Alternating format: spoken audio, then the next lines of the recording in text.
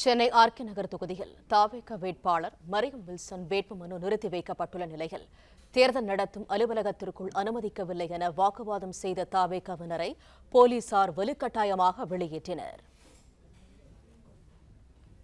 கூடுதல் தகவல்களை தருகிறார் எமது செய்தியாளர் வெங்கடேசன். முழு விவரங்கள் என?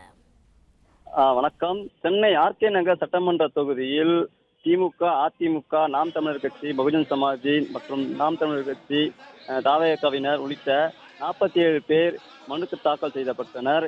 இன்று வேட்புமனு பரிசீலனை நடந்தது. தேர்தல் நடத்தும் அலுவலர் பூங்கொடி தலைமையில் நடைபெற்ற பரிசீலனையின் பொழுது திமுகவின் மனு ஏற்கப்பட்டது, அதிமுகவின் மனு ஏற்கப்பட்டது, நாம் தமிழர் கட்சி மனுவும் ஏற்கப்பட்டது. அப்பொழுது தவேக சார்பில் போட்டியிடும் மரியம் வில்சன் மனுவை ஏற்கக்கூடாது என்றும் மனு குறித்து ஆட்சேபனை தெரிவித்து திமுக, அதிமுகவினர் தெரிவித்தனர்.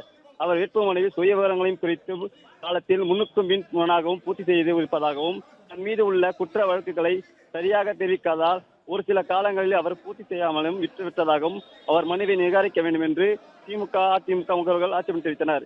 இதனையடுத்து மரியம் வில்சனின் மனுவை எடுத்து வைத்தனர். இதனையடுத்து மதியம் தேர்தல் நடத்தும் அலுவலர் பூங்கோடி அலுவலகத்திற்கு திமுகவின் வழக்கறிஞர்கள் மற்றும் மரியம் வில்சனின் மனுவை ஏற்கக்கூடாது என்று வாக்குவாதப்பட்டனர். இதனையடுத்து தேர்தல் நடத்தும் அலுவலர் அலுவலகத்திற்கு வெளியில் நின்று கொண்டிருந்த தவேகவினரை தண்டையார்பேட்டை உதவி காவல் ஆணையர் வலுக்கட்டாயமாக தவேகவினரை வெளியேற்றினார். இதனால் அங்கு பரபரப்பு ஏற்பட்டது.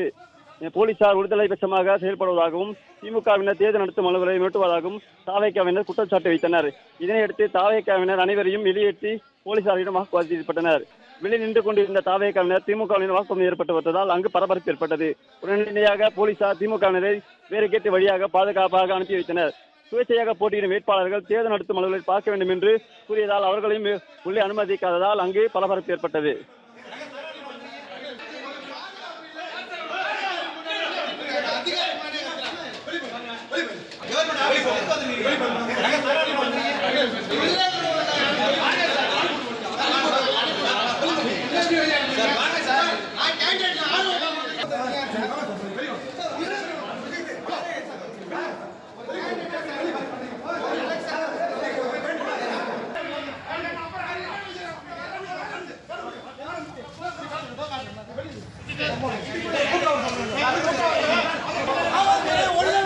செயல்பட்டு